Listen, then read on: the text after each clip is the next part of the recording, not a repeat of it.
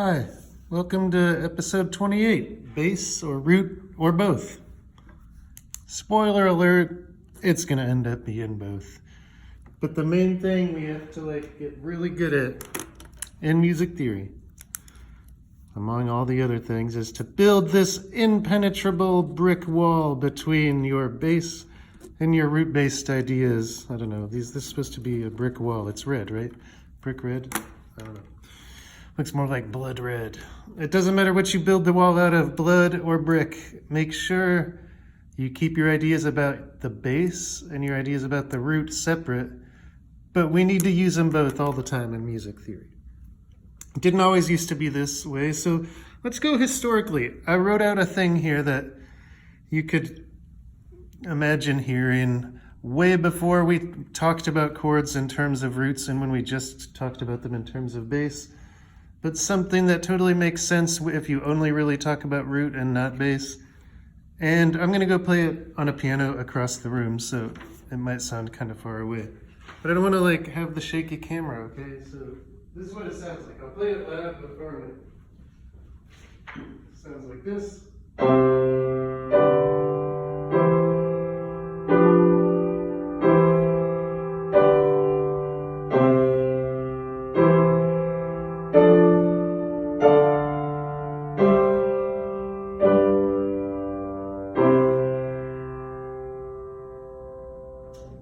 I'll do that again.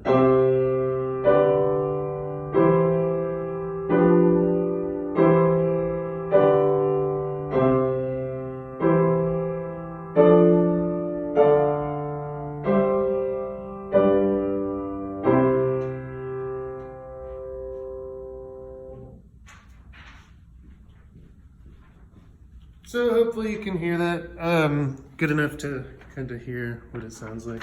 Doesn't matter that much. We're not talking about how it sounds like today. Today we're talking about how we talk about these chords. And let's go back in time and let's talk about them how we would have talked about them all the way up until the mid 1700s. And that would be using the system called figured bass. And so this is thinking in terms of bass. If we were from when did I say Rameau is from? Rameau is from the middle of the 18th century. No, when is Rameau from? Jeez, I should know this. Oh yeah, there he is, yeah. He published his book that changed everything about how we talk about music in 1722. So there's your year. Before 1722, this is probably how we would have kind of analyzed this. We would have written nothing here. We would have put a 6/4 here and a 6. I'm gonna go through and then I'm gonna explain these. And a 6 and then a 6/4 and then nothing and then a 6 and then a 6 and then nothing and then a 6/4 and then nothing and then nothing. So this doesn't seem like I did much. All I did is write some letters. Not letters, numbers. All I did is write some numbers. This is called figured bass. And we touched on figured bass last time. So if we were from ancient times, you might not even get this upper part. If you were the keyboard player and they wanted you to play something like what I just played you there, maybe you would just get the bass. Just get your left hand with these numbers under it. And you had to improvise the chords. And you might not do them exactly like this, but this is one easy way that you could realize this figured bass.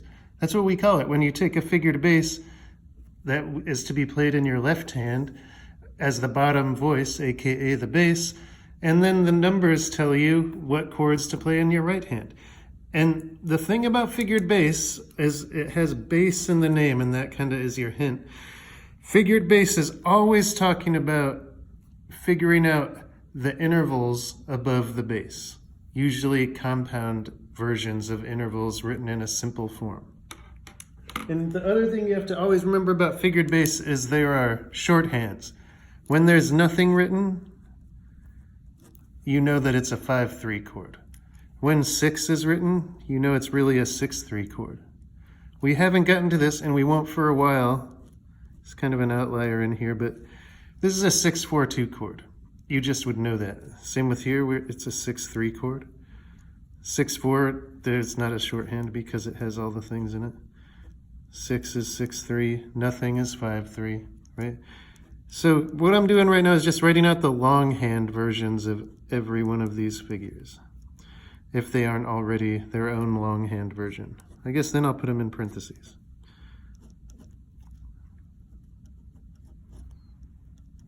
Right?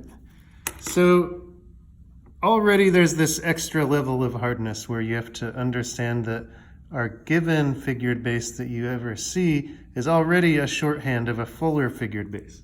Now let's see how this plays out. 5 and 3. If I go look up at these intervals, I have a C, and then here in what we would call the tenor voice, there's a G. C, D, E, F, G. That's a fifth. Remember, when you're counting musical intervals, you count both of the one you started on as 1, and then you count up to the next letter, C, D, E, F, G. Now really a fifth would be here, and this G is an octave above that fifth. But if you remember, when we have an interval that is increased by an octave, that's called a compound interval, and we usually just call them by their names that it would be if it was an octave lower, or 2 octaves lower sometimes. So we still call that a fifth. C up to what we might call the alto voice, the C, well, C up to C is an octave. I don't see an 8 in here, but as I mentioned last episode, anytime you have figured bass or Roman numerals, which we're about to get to, you can always have another one of whatever the bass itself is in there. It's always a thing that can be in a chord, and because it's always a possibility, it doesn't make much sense to point it out in your nomenclature. So it isn't. If we go up to the E, C, D, E, that's a third, right? Now technically here's a third, here's a 10th, here's a 17th, but we don't call it a 17th and we don't call it a 10th, we just call it a third, right? So that's why in the olden days, that's all you had to know, 5-3 chord. A 5-3 chord means you play your bass note, and then you play a note a third above it and a note a fifth above it. And like any chord, you can also include a note an octave above it. Next chord, 6-4 chord. D up to G is a 4, D, E, F, G, right? D up to B is a 6, D, E, F, G, A, B, 6. And I could go in and show you how all of these are like that. Let's just skip ahead though. Here's a 6-4 chord, G up to C is a 4th, G up to E is a 6th. And then here's another G in the bass, and it's a 5-3 chord, and blah, blah, blah. It ends on a 5-3 chord. 5-3 chords are like the most basic kind of chord in the world of figured bass. But in the world of figured bass, this is all we would do. What matters to us is the bass note and the intervals that happen above the bass note. Now, there's this whole other way of looking at music. Like I said, this guy named Rameau, Jean-Philippe Rameau, I'll write his name over here. Jean-Philippe Rameau, who was a composer and, they didn't call it music theory back then, but he basically was a music theorist. And he wrote this whole book where he talked about the fundamental bass. And his idea of it is actually a little more nuanced and a little different than what gets taught in music theory books today. But it basically descended into a way of thinking about chords where instead of thinking about intervals above the bass, we think about the way the notes relate to the root of the chord.